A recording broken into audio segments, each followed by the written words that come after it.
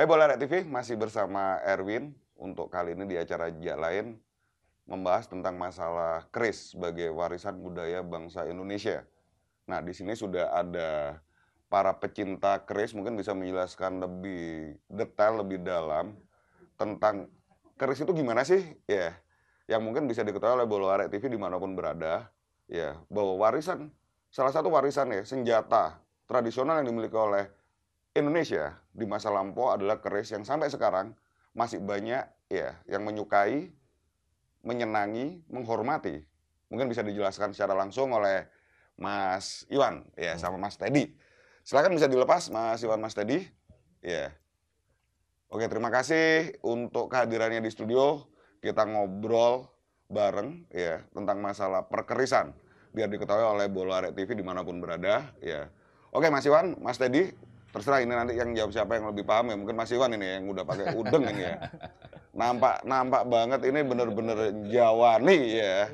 Oke, Mas Iwan, Iya. mungkin bisa disampaikan kepada Bola Rek TV tentang masalah perkerisan. Keris itu gimana sih Saibul Hikayat ya. Jadi posisi keris dulu dipakai oleh rakyat Indonesia atau rakyat Nusantara itu posisinya sebagaimana? Misalnya keris ada perbedaan antara keris rakyat biasa, keris pejabat kalau saat ini ya, atau keris kasta atau gimana mungkin bisa disampaikan. Ya, silakan. Ya, Mas terima Iwan. kasih Mas Erwin. Sebenarnya kalau kita bahas soal keris itu tidak lepas dari sebuah budaya kearifan lokal. Yang dimana ini kearifan lokal banyak orang beranggapan bahwa keris itu hanya sebuah culture budaya Jawa. Iya. Padahal keris ini di tiap daerah itu Ada. ada.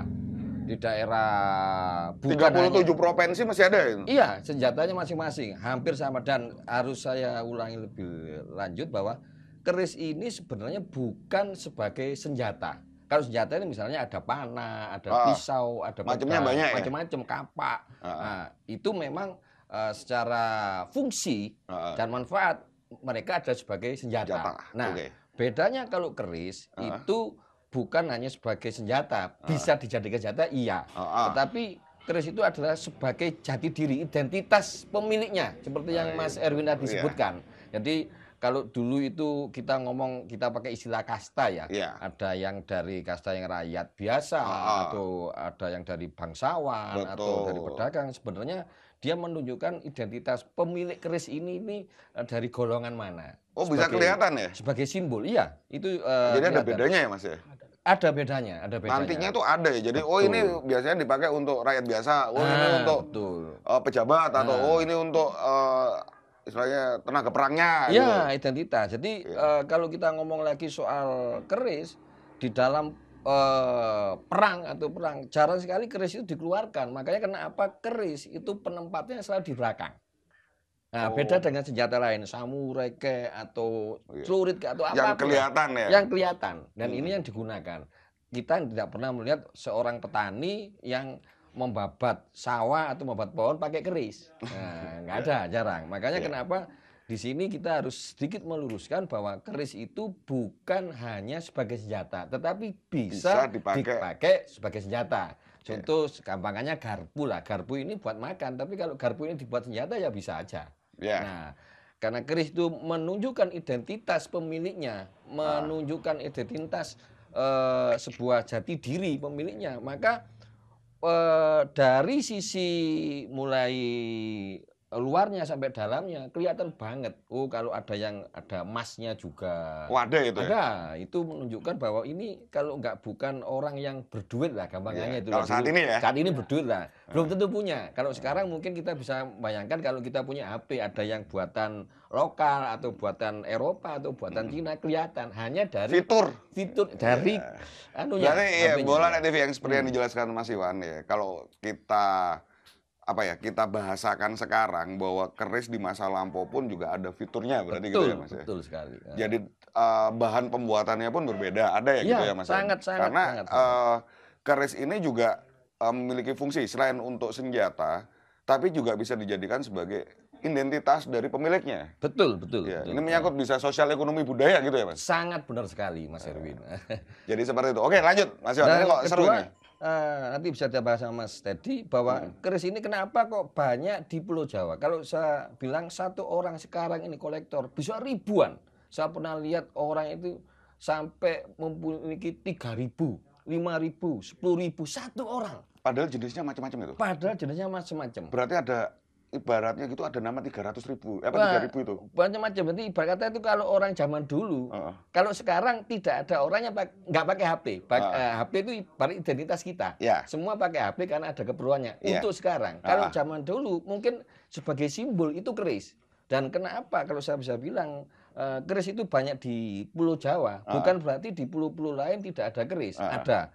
Namun karena bahan pembuatannya seperti besinya, materialnya itu amat sangat di Pulau Jawa. Bahkan sampai sekarang material-material yang utuh yang mempunyai kualitas yang terbaik itu di Pulau Jawa. Sehingga maka banyak keris itu orang Jawa itu banyak yang mempunyai keris. Bukan berarti keris itu milik orang Jawa. Keris itu milik Nusantara, milik budaya kita. Seperti brangkon ini, bukan berarti kalau pakai brangkon itu identitas wong Jawa, bukan. Tetapi karena kebanyakan yang memakai itu orang Jawa dengan simbol-simbolnya dan filsafatnya seperti keris nanti, maka nanti akan bilang Mas Edi bahwa simbol-simbol keris lu berapa dari itu apa, banyak ya? Itu banyak sekali. Makanya amat. Jadi satu keris ini fiturnya banyak ya Mas ya? Banyak. Iya, fiturnya banyak ya. Oke. Lanjut ya, Bola Rakyat TV ini tadi saya terselip ada perasaan penasaran ya. Keris itu apa hanya dimiliki oleh kaum lelaki atau wanita juga ada yang punya keris? Jelas. Ya, silakan. Nanti terangkan Mas Teddy kalau yang karena khasiat ya. Nanti Mas Teddy ini yang bagian khasiat ya. Mungkin bagian khasiat nanti Mas Teddy bisa nerangkan apa bedanya antara yang milik para kaum pria atau wanita punya fitur sendiri ya gitu kan. Oh iya, cirinya ada beda-beda ya Mas ya? Mungkin Mas Teddy yang akan jelaskan. Jadi sebenarnya kalau Raffles yang pernah jadi gubernur di Jawa itu pernah ya jadi menulis buku History of Java. Jadi itu menulis bahwa prajurit perempuan di Keraton Jogja itu memakai sebilah keris tapi ukurannya berbeda. Kecil. Tapi juga disebut patrem. Jadi patrem itu nama jenis kerisnya? Jenis keris tapi yang ukurannya di bawah keris normal. Yang biasa dibawa oleh tentara wanita? Iya. Ya istilahnya bahasanya tentara wanita ya? Iya. Oke. Jadi itu salah satu tentang teori keris patrem ya. Jadi patrem. dari ukurannya pun keris itu ada 4 sebenarnya. Yang di atas normal namanya corok, keris normal seperti ini. Di bawah keris normal itu disebut patrem. Berarti ukurannya pun ada sendiri ya Mas ya? Ada sendiri. Jadi ada antara patremnya, iya. Istilahnya normal. Rodok normal. Iya. Di atas luar normal. Iya. Itu ada ya? Ada. Oh ya nanti dijelasin ya. Iya. Oke, Bola Rakyat TV ini jagongan kita hari ini di jejak lain membahas tentang masalah keris ya. Ini sangat luar biasa, menyenangkan ya. Jangan kemana-mana Bola Rakyat TV. Kita lanjut lagi ke session berikutnya, tapi kita nunggu yang satu lewat ini dulu. Biasa, iklan. Oke? Jos!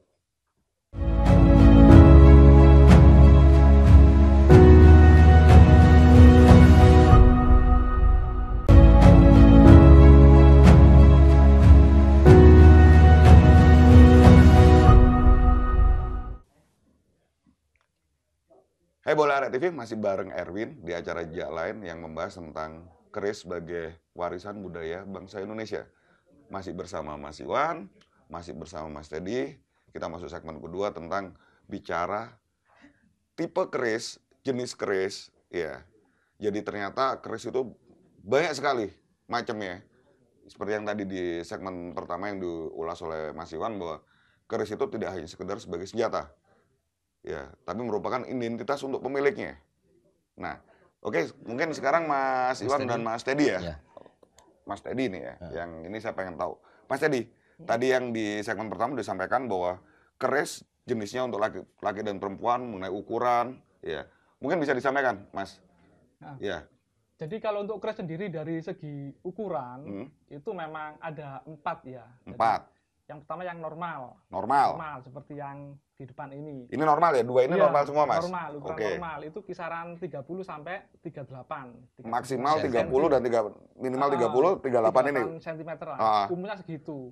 Cuma nanti yang corok itu biasanya di atas 40 cm ke atas. Itu masuk corok. Corok namanya. Itu Istilahnya pesanan khusus nanti. Jadi pesanan khusus. Orang-orang tertentu dengan biasanya kelebihan atau kemampuan tertentu. Dengan kualifikasi tertentu ya? Iya, karena keris itu dibuat berdasarkan pesanan. Jadi order by request kalau bahasa sekarang. Nah, benar, makanya itu benar katanya itu sebagai identitas. Jadi pasti menggambarkan si pemesannya itu. Gitu ya. Iya, terus ada yang di bawah normal disebut patrem. Patrem. Patrem sebenarnya ada banyak teori ya. Ada yang bilang untuk anak-anak. Kalau yang untuk anak-anak itu sesuai catatan Mahuan. Jadi itu yang apa? Juru bicara Cengho itu loh yang waktu ke Mojopahit, jadi itu mencatat. Jadi anak kecil pun pegang keris yang ada yang pegang keris kecil. Itu di era Mojopahit. Tapi di era Mojopahit. Pas di era Raffles itu, dia melihat di Keraton Jogja yang bawa keris kecil itu adalah prajurit wanita gitu. Oke, iya. Patrem sebutannya. Ya, kalau yang di atas normal ukurannya namanya corok ya. Iya, corok. Kalau yang paling kecil namanya patrem. Patrem, di bawah patrem ada lagi. Ada lagi. Ukuran telapak tangan disebut ukuran jimatan. Jimatan. Iya, itu ukuran telapak tangan. Biasanya di bawah 15 cm. Iya. Jimatan. Itu disebut ukuran jimatan. Jadi pembuatannya sama dengan teknik tempat lipat juga. Cuma ukurannya kecil dan itu tujuannya lebih ke esoterisnya biasanya. Iya. Jadi gini, Mas Teddy, untuk bahasan tentang masalah keris sebagai warisan budaya atau warisan bangsa Indonesia di masa lampau, Nusantara lebih tepatnya ya, seperti yang Mas Iwan sampaikan. Yang saya pengen tahu banyak, yang mungkin bisa di-share ke ini ya, Bola Red TV, bahwa keris ini ya secara global saya bilang ya, bahan, kita bicara tentang bahan aja. Bahan yang umum dipakai ini apa, Mas? Ada 3 yang minimal utama. Pertama, besi. Besi biasa, besinya loh? Itu biasanya bikinnya dari pasir besi kalau zaman dulu. Pasir besi. Biasanya. Yang kedua, bahan pamor. Pamor? Bahan pamor. Jadi yang kayak contohnya, tak lihat ya.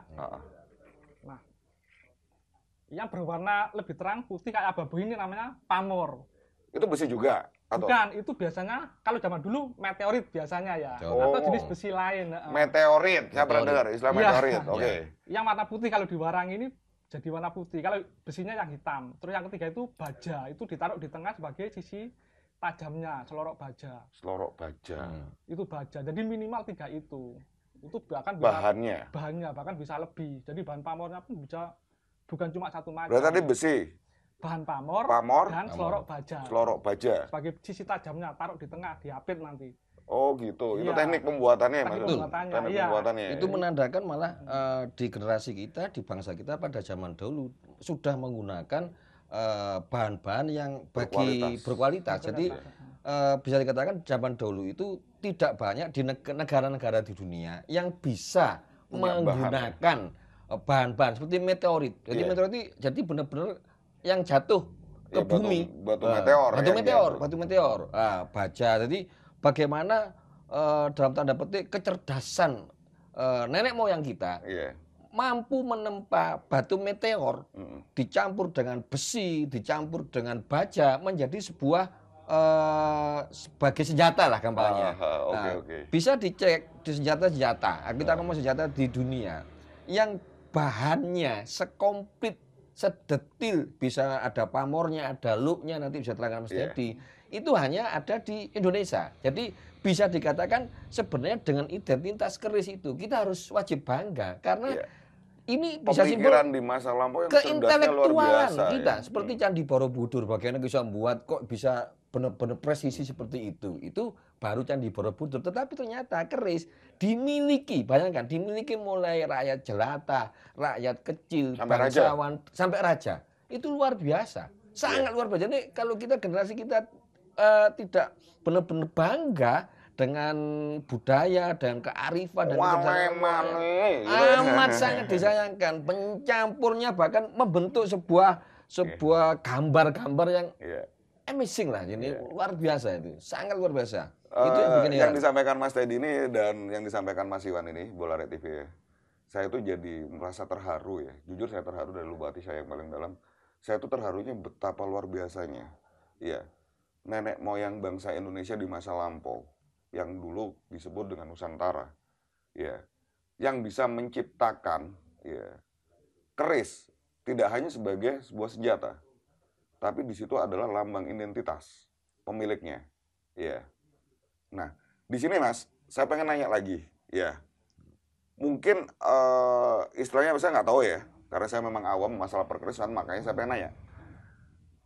Ini keris ada apa selongsongnya itu ya? Ini warongko, Warongko. namanya. Oh, namanya warongko. Warongko, iya. Ya. Nah, ini kan satu kesatuan. Iya, satu kesatuan benar. Ya. Nah, satu kesatuan ini poin yang lebih detail nih ya. Saya mau nanya ini ya. Apa itu nanti warongkonya juga pengaruh antara, mohon maaf ya, saya mau nanya ini. Kan keris itu yang saya tahu itu ada modelnya lu-luan itu saya tapi nggak tahu lu itu maksudnya gimana ya? Kenapa kok bisa ada lu 13 lu ini? Iya. Tujuannya apa dan kalau lu 8 itu kenapa? Kalau lu 13 itu kok Lu bisa itu gitu? ganjil, nggak ada yang ganep ya. Oh, sorry. Oke, Bola Net TV, ini tambahan ilmu ya. Iya. Kalau lu keris itu selalu ganjil ya, Mas Iya. ya.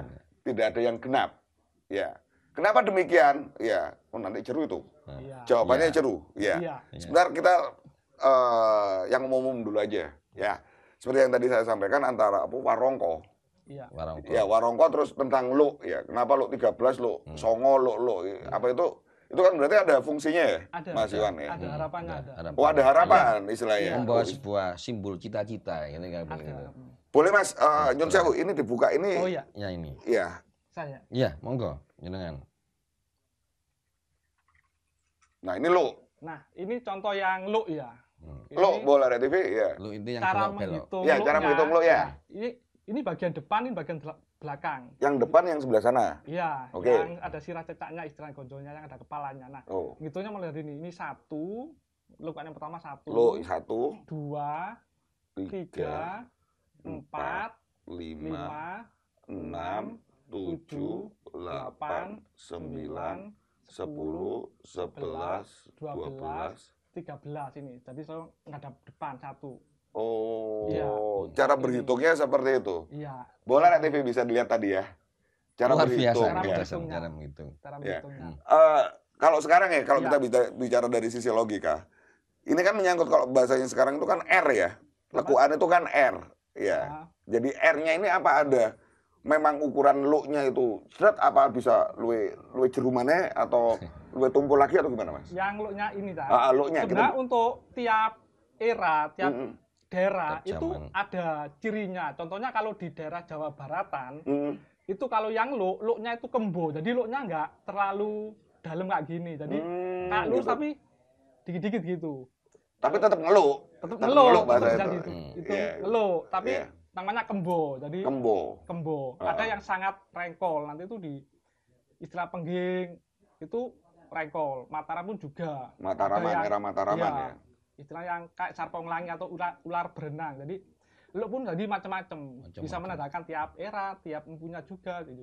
Oh, gitu. Ciri ada cirinya macam-macam gitu. Tiap era ada cirinya ya. Iya, Jadi ada kayak handphone cirinya. sekarang kalau Ada barcode-nya. Iya. Ini Iya, seperti barcode. bener. Nah, kayak Iya. barcode kan sekarang barang ada Iya. barcode-nya. Nah, Iya. ini barcode zaman dulu kan Zaman gitu kan. dulu. oh gitu. Ada pasti ada ciri ya, Mas. Pasti, Jadi mulai- pecinta apa ya? Pecinta keris itu bisa tahu oh iki biyen digawe tahun sakmene gitu bisa Iya, bisa kelihatan. mana, diperkirakan iya. namanya ditangguh, menangguh gitu. Menangguh memperkirakan. Oh, mengestimasi. Iya, iya. Kurang lebih iki tahun piro. Iya. Iya. Dan orisinil enggaknya juga bisa diketahui, Mas. Itu bisa, Oh gitu ya. bisa. Jadi ada ilmu menangguh itu untuk mengetahui itu sebenarnya. Lebih detail ya. Ilmu untuk detail.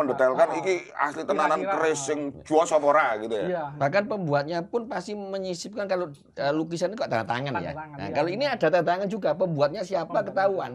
Jadi Mesti walaupun ya? mesti. Iya, biasanya kalau yang empu Iya, kraton empu, itu, heeh. yang Empu Kraton. Jadi Iya, kalau yang ada tanda tangannya itu berarti empu Kraton. Ibarat ya? kata itu sebuah identitas ini yang buat siapa. Jadi kalau sekarang lukisan nggak bisa dipalsukan ini ada tanda tangannya. Iya. Nah, keris ini juga ada tanda tangannya. Ibarat kata gitu ada, Ada cirinya, kode. ada Iya. kodenya. Oh ini yang buat si empu ini, yang buat si empu ini di zaman ini kelihatan. Hebat, hebat. Nah, hebatnya luar biasa itu. Jadi Sampai segitunya Bola Net TV ya. Jadi kode etik ya.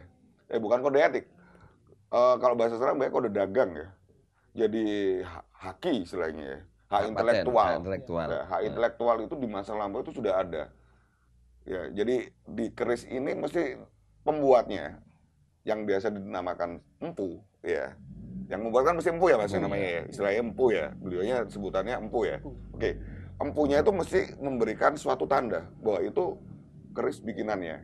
Meskipun dengan bahan apa aja, yang seperti yang tadi disampaikan, ada bahan baja, meteorit, ya besi biasa. Oke ya. Mas, aku pengen nanya juga ya. Dalam hal ini keris itu kan kadangkala saya sebagai orang awam ya kadang kan medeni ya. Oh, iya. Nanti mungkin di segmen berikutnya disampaikan ya Mas. Ciri-ciri ya atau tanda-tanda Iya. keris yang medeni itu kaya apa ya. Medeni. Jadi medeni itu Menakutkan gitu. ya yang bikin kita itu deg-degan ya. Istilahnya keris yang ono yonine ya. Ini mungkin nanti bisa disampaikan di segmen berikutnya sama Mas Teddy dan Mas Iwan ya. Oke, Bolo, tetap di jejak lain kita bicara tentang diskusi masalah keris ya bareng Mas Iwan dan Mas Teddy dan tentunya dengan Erwin. Oke, kita kasih kesempatan iklan lewat dulu, oke? Jos.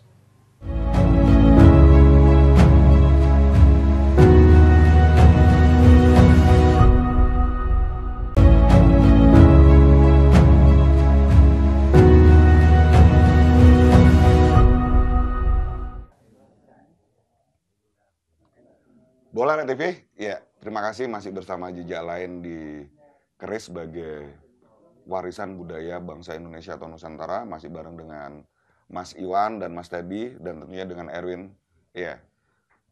Oke, Mas Iwan, Mas Teddy, kita tadi sudah bahas sebelumnya di segmen sebelumnya ya, yang saat ini di segmen ini kita akan bahas mengenai masalah apa ya, kekuatan ya. Dari keris ini sendiri ya, yang biasa orang bilang ada yoni ya atau ini orang awam ya Mas ya, mungkin bisa dijelaskan secara globalnya aja. Yang membuat itu jadi medeni ya, rodok horor, wong dadi wegah ya, karepe piye, istilahnya ngopeni ya, ngopeni keris itu seperti gimana ya, dan termasuk cara merawatnya sendiri, yang jarine bulan nopo gitu. Cuci keris gitu ya, istilahnya seperti itu. Mungkin Mas Teddy nanti dan Mas Iwan bisa menjelaskan lebih spesifik lagi ya. Monggo Mas, Ya, silakan. sebenarnya sebelum berpikir tentang yoni, kodam dan lainnya, pernah enggak kita tergelitik bahwa sebenarnya kata-kata menakutkan, medeni itu malah dibuat oleh para penjajah supaya bangsa kita ini melupakan jati dirinya, melupakan sebuah karya. Ini sebuah karya kan. Sehingga pada waktu itu Belanda, bagaimana Belanda itu supaya rakyat Indonesia itu lupa dengan jati dirinya, lupa dengan sebuah karya yang saya bilang mahakarya, maka dibuat sesuatu pengalian isu. Pengalian isu. Kalau sekarang pengalian isu atau membuat kalau punya keris itu pasti medeni, menakutkan, perlu dirawat dan sebagainya. Bahkan kalau ditambah dengan memuja jin dan setan. Seperti kalau jenengan Anda dilihat bagaimana Mas Teddy setiap membuka keris itu pasti seperti menyembah, menghormati. Itu penghormatan. Padahal itu bukan berarti kita takdim atau takjub kepada kerisnya, tapi itu seperti sebuah simbol memuja ya.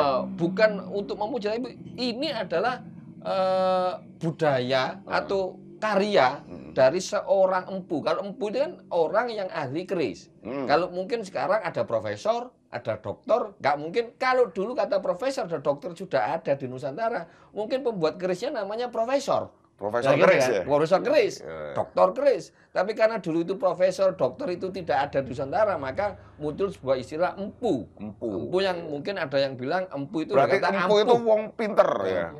Orang pinter, simbol dari sebuah kok profesor itu, dokter. Empu sebenarnya ampuh, bukan berarti ampuh. Ampuh ya. Ampuh hebat. Ampuh itu orang yang mempunyai kecerdasan untuk menghasilkan sebuah karya yang luar biasa.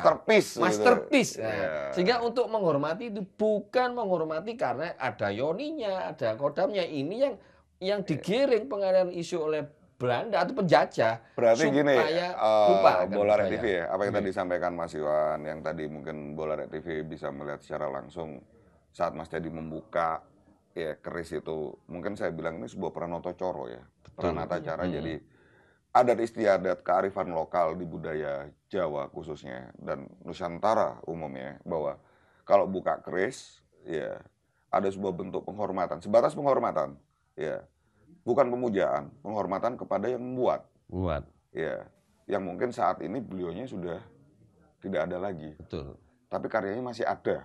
Istilahnya seperti itu ya. Betul. Iya, benar. Mungkin bisa dibilang secara logika mungkin seperti itu ya. Balik lagi ke masalah yang tadi saya bilang, kenapa medeninya apa? Itu yang benar atau?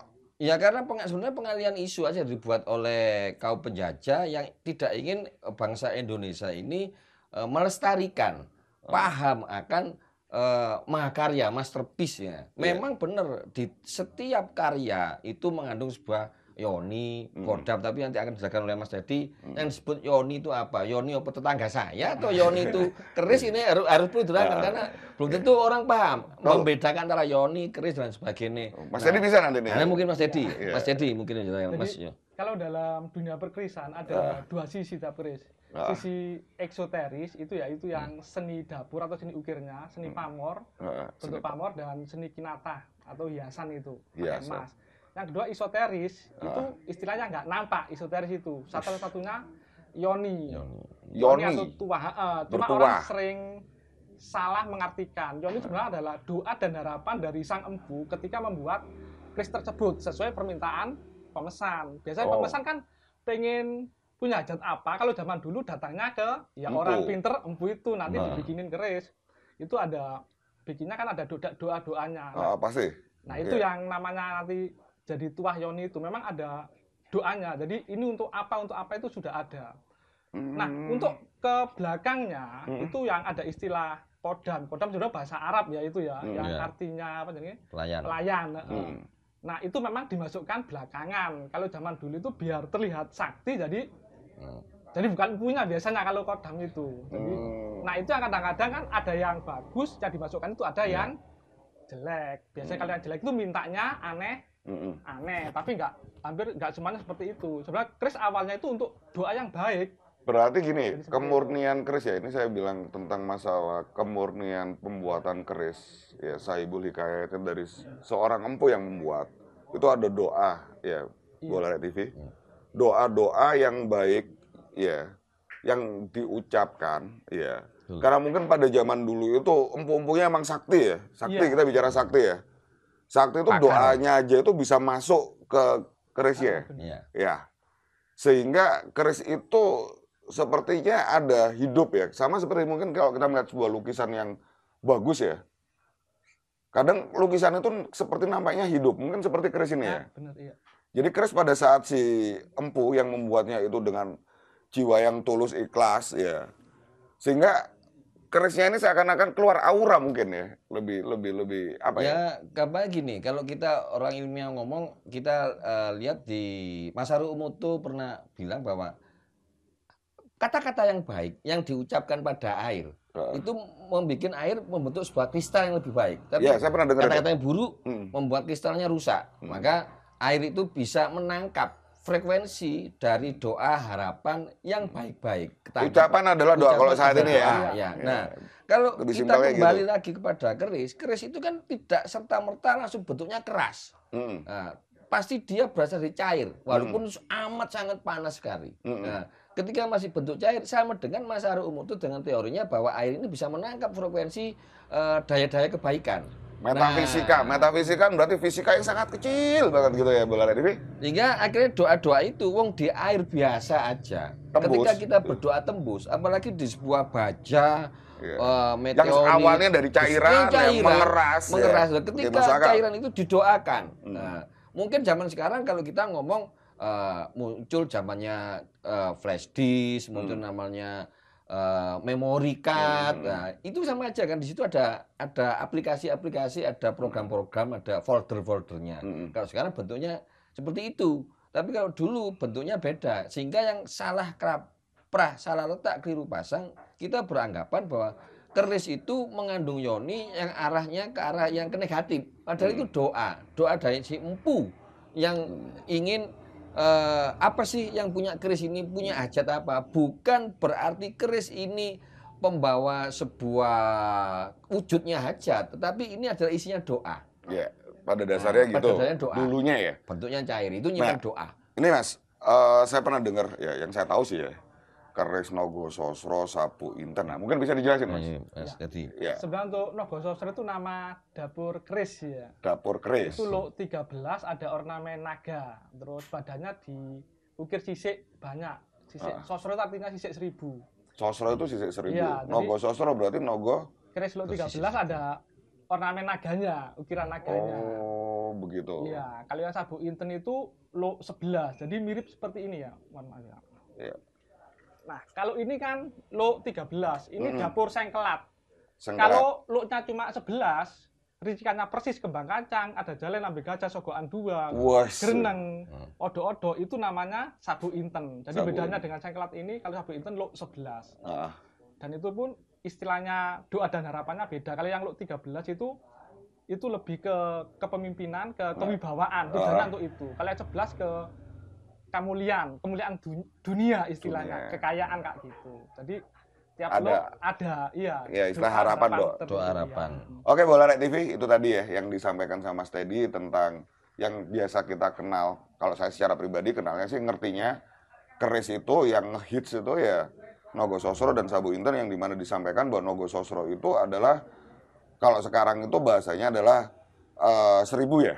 Jadi sisik 1000, nogo sisik 1000. Berukir nogo sisik 1000. Iya. Nah, nanti untuk penjelasan lebih detail kita ke segmen selanjutnya. Kita kasih kesempatan iklannya lewat dulu ya, guys.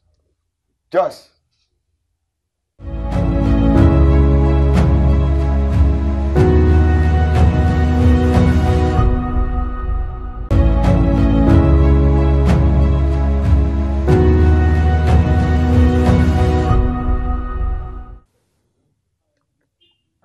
Hai Bola Rek TV, masih bersama Erwin di Jejak Lain untuk tema keris sebagai warisan budaya bangsa Indonesia yang dulu biasa kita kenal dengan Nusantara. Oke, ini tadi Mas Teddy ya, ada halangan, beliau keperluan yang mendadak yang tidak bisa bertahan di sini, dan kebetulan tadi ada ya sahabatnya beliau juga ya. Di sini ada Mas Gendra ya? Gendra, betul. Yang akan menceritakan juga tentang masalah perkerisan yang ada di Nusantara, di Indonesia. Oke, balik lagi. Silakan Mas Iwan dan Mas Gendra, bisa dilepas, kita cerita ya. Tadi di segmen sebelumnya kita bicara tentang Nogososro, Sabu Inten yang udah dijelaskan tadi sama Mas Teddy, tentang beda Nogososro dan Sabu Inten di lo ya. Dimana Nogososro 13, Sabu Intennya adalah 11. Oke, Mas Indra, Mas Iwan juga, yang tadi saya itu masih belum ceto ya, masih kurang jelas. Ya, kehebatan ya, saya langsung tembak langsung kepada Mas Iwan dan Mas Indra ya. Kehebatan yang spesifik dari sebuah keris ya, yang mungkin Bola Rek TV biasa mungkin pernah dengar ya, yang namanya Sabu Inten Nogososro ya, keris bagian dari milik Nusantara. Kehebatannya itu apa sih? Ya, ini yang saya pengen tahu. Ya, salah satu kehebatan keris yang dimiliki oleh Nusantara. Ya, meskipun banyak, seluruh raja pasti punya. Tapi yang biasa familiar di telinga kita adalah Nogososro dan Sabu Inten. Mungkin ini yang mewakili sementara dulu, Mas Gendra atau Mas Iwan bisa menyampaikan. Ya, saya ngomong dulu soal kehebatan, Mas Indra. Ya, keistimewaan atau kehebatan ya. Karena kebanyakan orang ini kan membahas keris, apalagi generasi kita, itu identik dengan cerita dongeng, cerita sebuah kedikdayaan komik lah, gambaran komik. Yang di situ simbolnya para lakonnya, legendanya itu selalu membawa keris. Kisah seperti kisahnya antara Aryo Penangsang, itu yang berhasil dengan kerisnya untuk dibunuh. Nah, itu kan kisah-kisah yang orang akan berpikir keris itu fungsinya kehebatannya hanya untuk sebagai perang dan untuk membunuh. Nah, kalau kita. Padahal keris ini kalau kita ngomong kehebatan amat sangat banyak sekali kehebatan yang sampai sekarang generasi muda sekarang nggak tahu. Tapi ketika kita hubungkan dengan sebuah kehebatan nanti terangkan sama Mas Gerindra kok. Itu ibarat kata akhirnya kalau kita ngomong secara vulgar kehebatannya nanti artinya kegeleni. Tapi kalau nggak diceritakan orang akan beranggapan keris ini hanya sebuah seonggok besi tua kan gitu kan. Ibarat kata kalau jenengan Anda keris ini ditaruh di rongsokan orang nggak paham kayak besi tua aja. Padahal di situ selain mau mengandung sebuah warisan budaya dari nenek moyang kita, menggambarkan sebuah keintelektualan dan kecerdasan nenek moyang kita, ada satu lagi sisi esoteriknya Mas ya. Yang artinya di situ ada daya. Kita ngomong power daya. Nah, ini akan diterangkan oleh Mas Gerindra tentang dayanya itu apa? Ya, silakan Mas bisa disampaikan yang tadi saya pengen tahu tuh Nogososro Sabu Inten yang sering banyak didengar ya. Iya. Seperti yang sudah dijelaskan sebelumnya oleh sama Mas Teddy. Untuk keris Sabu Intan yang secara fisik itu looknya 11 betul. Itu kalau orang Jawa nyebutnya 11. 11. Oke. 11 itu dimaksudkan berasal dari kata kawelasan. Welas asih. Jadi keris sayang. Betul. Jadi keris 11 dapur Sabu Intan itu ditujukan untuk memberikan kewelasan, kemuliaan yang berhubungan dengan duniawi kepada si pemegang, si pemilik. Di mana nanti dengan bantuan, karena kembali lagi bahwa keris itu selain sebagai senjata juga pusaka. Pusaka di sini artinya alat bantu, alat bantu untuk mencapai tujuan si pemilik. Seperti itu. Jadi untuk Sabu Inten seperti yang disampaikan tadi, dia lebih mengarah ke kemuliaan dunia. Kawelasan itu. Apa look 11 itu tiap look itu ada identitas sendiri ya Mas? Maksudnya ada kayak look 11 sebagai kawelasan. Betul. Berarti apa yang dibuat empu menggunakan keris itu sampai look 11 itu berarti apa semuanya harus kawelasan semua ya? Enggak. Jadi misalkan saja saya ambil look yang di bawahnya. Look 9. Look 9. Songo. Itu dari seorang empu apabila empu membuat look 9 itu lebih ditujukan harapannya itu pada to happiness. Jadi kebahagiaan. Karena 9 di dalam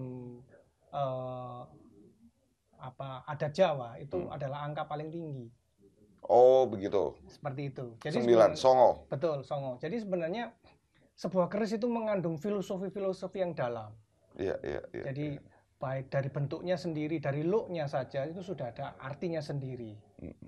Kemudian misalkan look 3, look 5 itu look 7 itu sudah ada maksud-maksud tertentu. Look 7 biasanya digunakan oleh para pemuka agama. Karena dia ke arah kejujuran. Keteguhan hati. Pitulungan. Betul, seperti itu. Iya. Jadi kita bilang angka Jawa sendiri ya, sebutan angka Jawa siji loro telu papat songo ya dan selanjutnya dan seterusnya itu mempunyai makna sendiri ya. Dan itu nyambung di dalam dunia perkerisan. Ya. Jadi kalau ditelusuri antara makna lo ya, ini masih lo-nya aja. Belum yang lainnya dari keris itu sendiri itu maknanya banyak sekali, filosofinya dalam sekali. Ya, Bola Rek TV. Jadi nanti habis ini kita ngobrol lagi ya. Lebih dalam secara global, logis ya.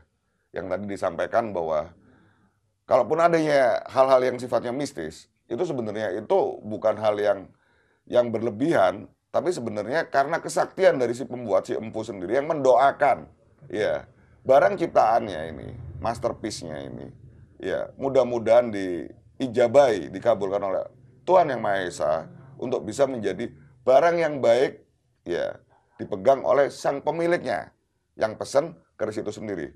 Bukan demikian gitu ya? Oke, Bola Rek TV. tunggu segmen berikutnya ya. Biar lewat dulu iklan ya. Oke? Jos.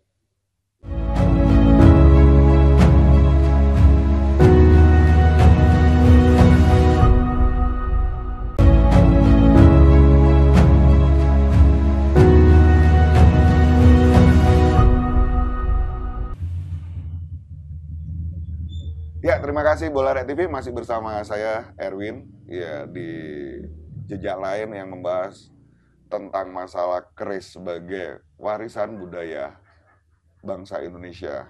Ya, di sini masih ada Mas Iwan, ada Mas Gindra ya sebagai narasumber yang menceritakan tentang masalah perkerisan. Oke. Silakan Mas dilepas supaya enak nanti ceritanya. Oke, ini di segmen terakhir ini ya, penjelasan yang disampaikan sama Mas Gindra, Mas Iwan, dan tadi adalah Mas Teddy, ya, bahwa keris itu memang fungsi, manfaat, itu banyak, dan mengandung banyak filosofis. Ya sebenarnya ya, kalau kita mau bongkar lebih dalam. Dan yang namanya keris, memang di dalamnya situ ada doa dari sang pembuatnya, yang dulu disebut empu, ya. Kalau empunya pas kebetulan lagi sakti, ya doanya makbul didengarkan oleh Tuhan Yang Maha Esa, ya maka keris ini akan lebih keluar pamornya ya, secara otomatis, ya. Nah, harapannya ya dari Mas Iwan, Mas Gindra, untuk kepada masyarakat Jawa Timur, ya khususnya, dan yang mencintai keris.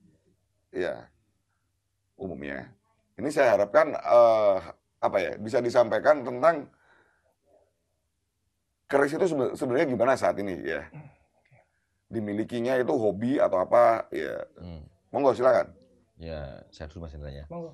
Jadi kan kalau saya bilang itu, saya sering ngomong ke rekan-rekan saya sendiri bahwa kita sebagai salah satu warga negara Indonesia, wajiblah seharusnya mencintai. Pertama itu mencintai dulu sebelum memiliki.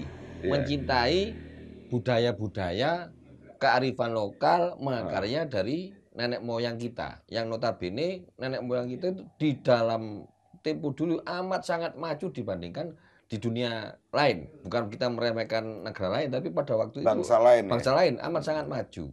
Sehingga ketika kita berbicara salah satu saja mahakarya keris, belum bicara tentang meriam yang dibuat para wali-wali dulu, kita bicara soal keris saja sebagai salah satu kearifan sebagai mahakarya ini. Dan saya yakin kebanyakan warga Indonesia, kebanyakan masyarakat Indonesia di tiap rumah lah, saya bisa katakan kakeknya, buyutnya pasti meninggalkan sesuatu, baik berupa pusaka atau keris. Keris itu kan sebagian dari pusaka ya. Tapi seperti tadi saya sering dengerin, ini yang bikin saya bersedih. Ketika generasi kita diberi amanah atau diberi warisan keris, mereka serta-merta menolak, beranggapan bahwa keris itu bikin matinya sulit, bikin masuk neraka dan sebagainya. Nah, harapan saya ini adalah budaya adiluhung yang dari turun-temurun diturunkan. Bukan karena powernya, bukan karena daya dari keris itu sendiri, tapi satu adalah kita menghargai warisan nenek moyang kita, warisan leluhur kita. Budaya. Kita harus mensyukuri bahwa kita ini ada, tentulah karena orang tua kita. Orang tua kita ada karena nenek buyut kita. Nah, ini meninggalkan sebuah warisan yang amat sangat luar biasa. Kalaupun sekarang mereka belum paham dengan keris, minimal warisan yang begitu adiluhung, begitu luar biasanya ini diterima. Karena ketika kita nerima aja, kita jangan sampai kita ini belajar keris itu di negara lain. Bahkan sekarang kalau saya dengar bahwa referensi-referensi buku itu banyak yang ada di negara lain. Loh, itu kan sangat ironis sekali. Padahal keris itu asli Nusantara, yang membuat asli Indonesia, empu Indonesia. Ternyata pembelajaran ini, referensi-referensi ini sekarang ada di negara lain. Itu ironis. Sementara kita sendiri, generasi muda, nggak paham keris. Maka itu mungkin saya salut dengan Mas Gindra ini, kita punya sebuah komunitas, bahkan mempunyai sebuah sekolah. Sekolah yang membahas soal perkerisan. Mungkin Mas Indra bisa teruskan. Oke. Ya, jadi kalau boleh menyampaikan harapan di sini, saya ingin berharap sekali kepada seluruh generasi muda. Kenalilah keris. Karena sebelum mencintai, seperti yang disampaikan Pak Iwan tadi, sebelum kita mencintai, kenal dulu. Kenalilah keris. Untuk mengenal keris itu dibutuhkan waktu yang tidak singkat. Jadi karena memang begitu dalam filosofinya, begitu luas, indah karyanya, dia terbuat dari campuran berbagai macam bahan, seperti itu dari segi fisik, belum lagi filosofi-filosofi yang tercantum di dalamnya. Kebetulan kami ada usaha-usaha nyata untuk mencoba membantu, memperkenalkan dan mengedukasi. Just. Beliau salah satu pecinta keris, ya, generasi muda pecinta keris. Jadi lebih apa ya? Lebih enak ya. Misalnya nanti mungkin ada IG, Mas. Facebook ada, website ada. Bisa disampaikan aja. IG ada. Jadi kami sebenarnya sudah memulai melakukan langkah-langkah nyata, membentuk suatu paguyuban, namanya Paguyuban Condro Haji Nusantara. Condro Haji, ya. Iya. Dan itu sudah berkekuatan hukum. Oke. Secara hukum legal, sudah sudah disahkan oleh Kementerian Hukum, sehingga kita bergerak sudah ada relnya. Tidak menyalahi aturan negara istilahnya. Betul. Kemudian publikasinya ini di situ itu kami ada beberapa apa ya namanya bagian. Jadi ada bagian edukasi, divisi, bagian eksebisi, bagian yang ingin jadi empu, monggo. Ada juga sekolahnya, monggo. Ini IG-nya, FB-nya apa Mas namanya? Facebook-nya Condro Haji Nusantara. Condro Haji Nusantara ya, Bola Rek TV. Jadi Mas-mas ini, beliau berdua ini rupanya ada paguyuban ya. Makanya tadi cerita tentang masalah perkerisan itu kok benar-benar apa ya, luas ya. Bisa menjelaskan lebih detail karena keterbatasan waktu aja. Ya. Yang seperti tadi disampaikan bahwa untuk mempelajari sebuah keris, satu keris saja, ya, ini mempelajarinya banyak, ya, mulai dari bahan, ya, kualitas, ya, dan filosofi, ya, kegunaan, ya, dan biasa siapa yang megang? Sangat-sangat banyak sekali kearifan lokal yang ada pada keris ini, ya. Jadi yang seperti tadi disampaikan oleh Mas Linda, bisa dilihat secara langsung di FB-nya Condro Haji Nusantara. Iya. Nanti bisa dilihat pergerakannya ya. Bisa saya tambahkan? Silakan, Mas. Kalau ingin melihat real secara langsung, kebetulan kami pada tanggal 10 sampai 14 November, sekaligus dalam rangka memperingati Hari Pahlawan, kami mengadakan eksibisi pameran. Oke, siap, Jos. Dengan nama Keris Expo. Keris Expo di mana itu, Mas? Di Galeri DKS Surabaya, Jalan Gubernur Suryo. Oke. Monggo ke sana. Ya, ini informasi Mas Grinda ya? Iya. Yang ini tadi saya sampaikan juga informasi dari Mas Iwan sebelumnya bahwa Bola Rek TV yang sama-sama pecinta keris, kalau mau diskusi, ya, jagung bareng, membahas tentang kearifan lokal keris, bisa langsung datang setiap saat ya? Iya, setiap saat. Di Kedai Plat L, ya, tempatnya beliau ini, istilahnya apa ya? Pak Depoannya ya, Pak Depoannya Mas Iwan ini ada di Kedai Plat L, ya, bisa di alamatnya Mas? Ya, di Jalan Pakis Tirtosari 7 nomor 6 Surabaya. Ya, setiap saat. Ya, jadi bisa diskusi, ngobrol panjang kali lebar, syukur bagi nanti Mas Gindra bisa datang ya. Siap. Nah, Mas Gindra sendiri memberikan informasi juga ada pamerannya. Keris Expo di DKS tanggal 10 ya Mas? 10 sampai 14. 10 sampai 14 November ini. Insya Allah Mas, aku kalau ini tak lihat ya. Mas Gindra ada di sana? Pasti. Ya. Ada. Kami jadi dari cerita-cerita ini saya senang banget dapat ilmunya tentang masalah perkerisan.